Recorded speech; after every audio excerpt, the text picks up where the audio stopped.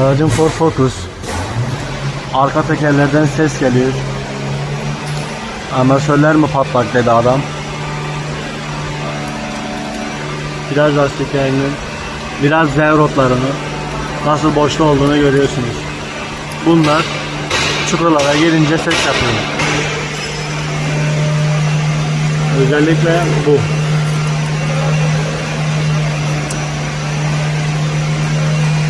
Çukurlara girince ses yapar.